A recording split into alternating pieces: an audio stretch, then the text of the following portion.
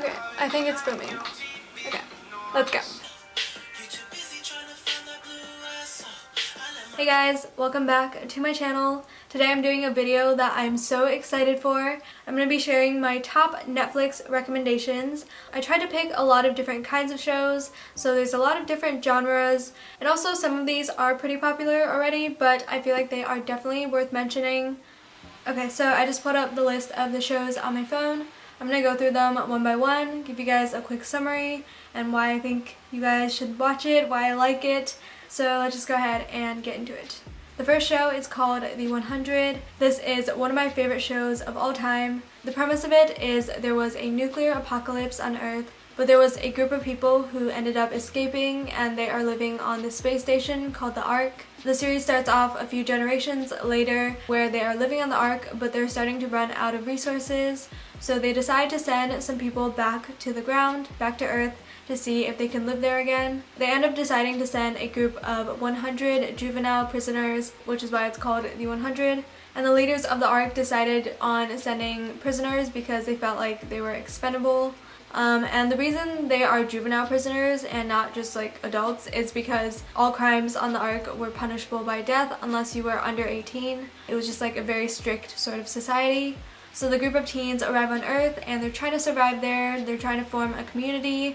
There's a ton of struggles and conflict that goes along with that, and eventually they also discover that they're not the only people who survived the apocalypse. They meet the Grounders, which is one of those groups of people who had survived the apocalypse. It starts off seeming like just a basic teen drama, but it gets super good. It gets into a lot of pretty deep ethical questions or dilemmas. There's so many plot twists on the show, you never know where it's gonna go. Like, there are so many times where I thought something would happen, but it just goes in the complete opposite direction. All the main characters are just so real and complex, and this is definitely just my #1 recommendation for you guys. The next show is called The Good Place, and this is such an amazing sitcom.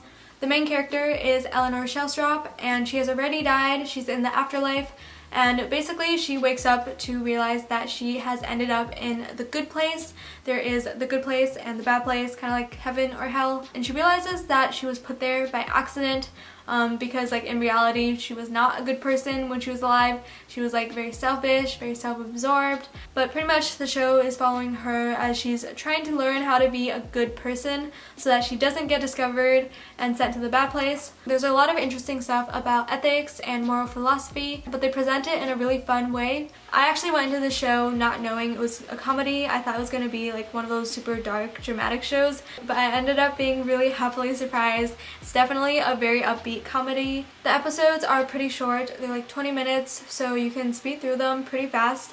And also there is this character named Chidi. Chidi is this moral philosophy professor, and he is trying to help Eleanor become a good person by giving her ethics lessons. The thing about Chidi is that he is super indecisive, and it's so funny. He's just the most adorable person, and I love him so much. Definitely my favorite character. Moving on, the next show on my list is Gilmore Girls. There are quite a few seasons in this one. It focuses on this young single mother who is named Lorelai Gilmore, and it's about her life with her teen daughter Rory. They live in this super cute small town called Stars Hollow. It's definitely a very uplifting, heartwarming kind of show. I've honestly watched this one so many times. There's a ton of really interesting, quirky kind of characters on the show, just like neighbors that Lorelai and Rory have. The series focuses a lot on this like mother-daughter relationship. They always have these super witty, rapid-fire conversations between Lorelai and Rory, and they make so many references to pop culture, so many jokes, and sometimes it's almost like you can't keep up with them, but that's kind of the fun of it. It's like you look away for 1 minute and you miss an entire conversation topic between Rory and Lorelai. And it really is just a show that you can keep rewatching because each time you'll like catch something new, maybe a joke that you missed, a reference that you missed. And there's also this component of this like generational thing with Lorelai, Rory, and also Lorelai's parents. And Lorelai has this kind of difficult relationship with her parents because she ran away when she was 16. I just love the show so much. Definitely something that you guys should watch.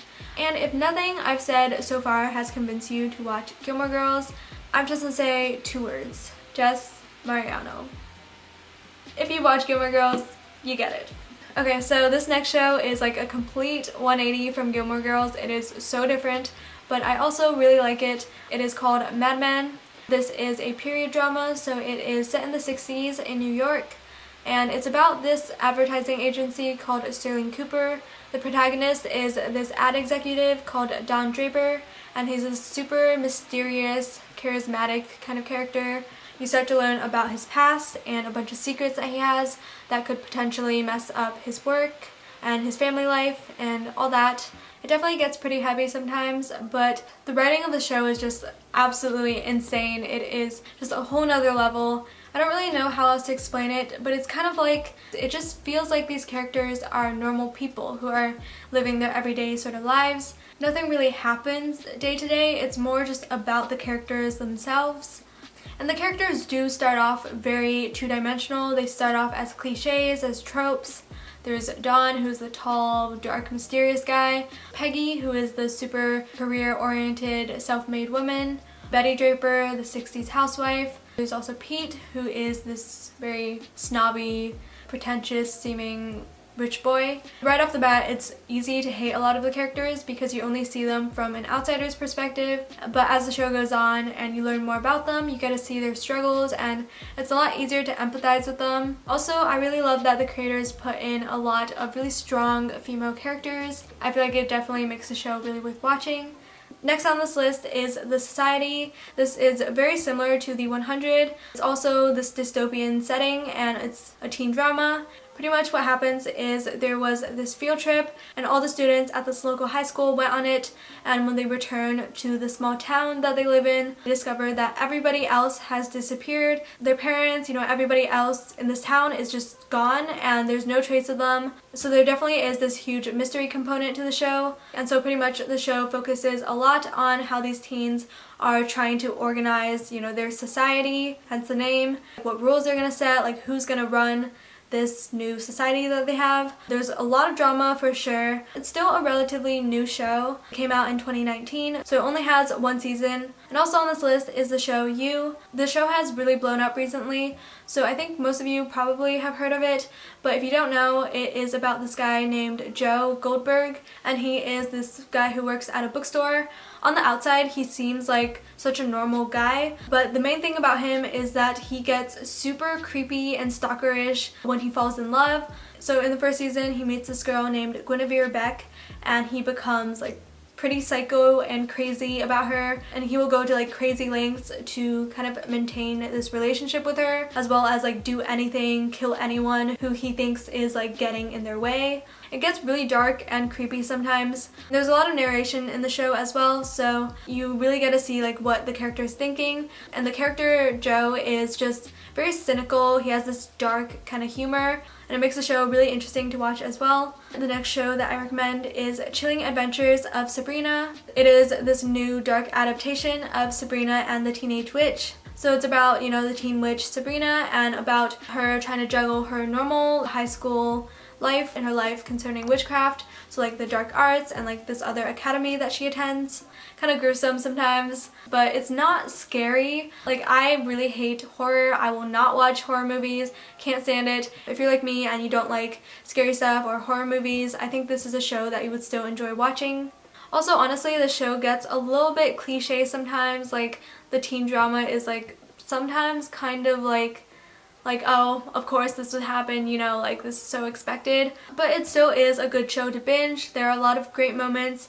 Okay, so number 9 is Gossip Girl. This is super popular, and I feel like most of you guys already know about it. In case you haven't watched it, it focuses on the lives of these super rich, privileged teens, and they're living in the Upper East Side of New York. The main characters are Serena, Blair, Chuck Bass, Nate, and Dan Humphrey. There's so much drama that goes on. I watched this in my freshman year of high school, and I was so addicted, you guys. Like, even if you think you're not into teen dramas, you will be after the show, I promise you. So if this is a show that you've heard about but you've never actually gotten into, I guess this is just my reminder for you to go and watch it.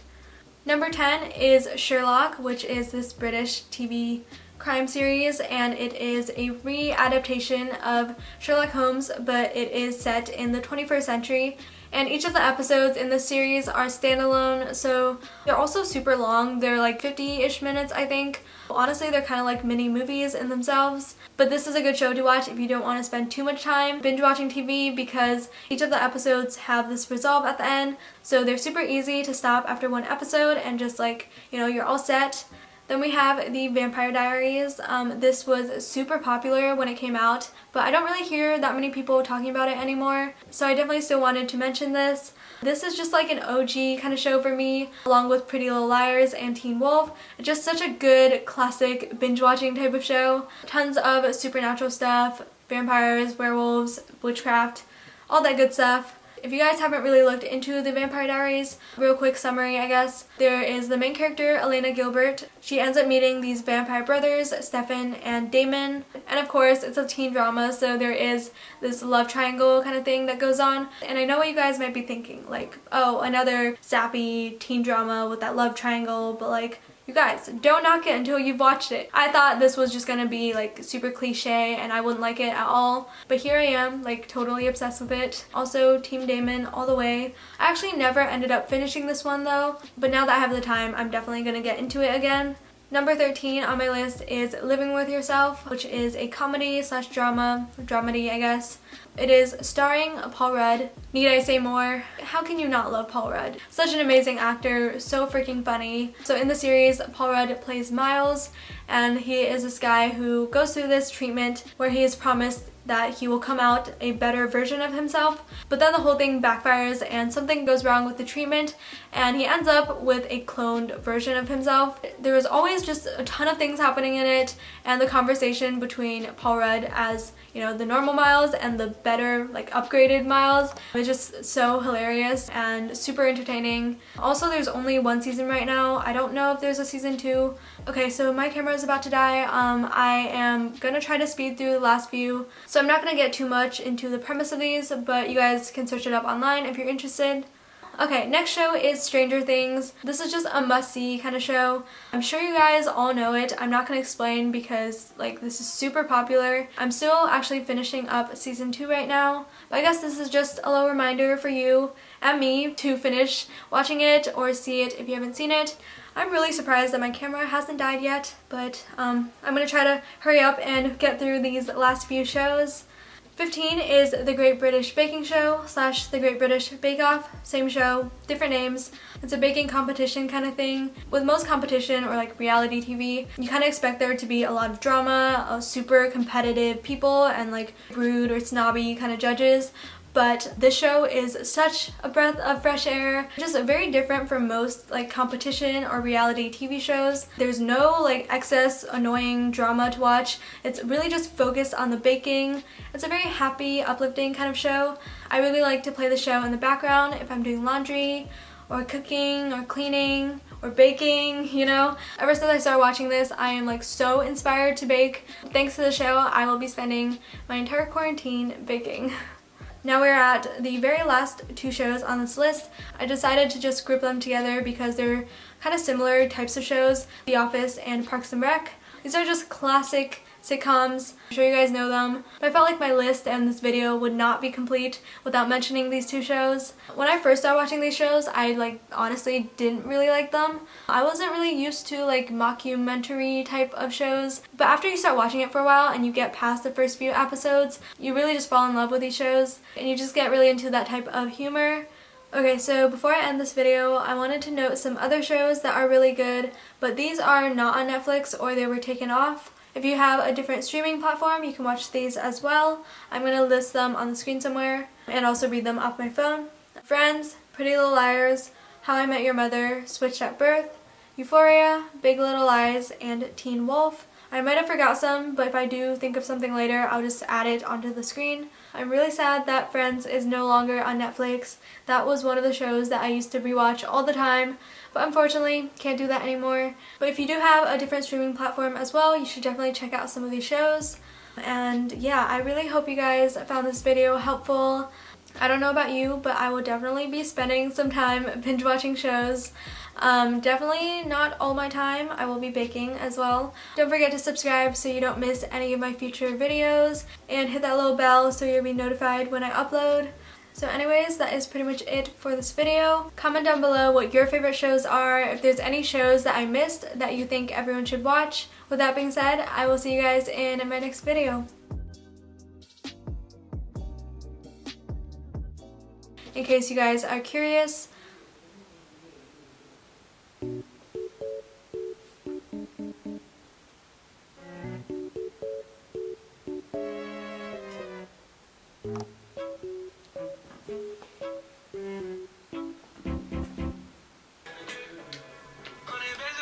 real cute.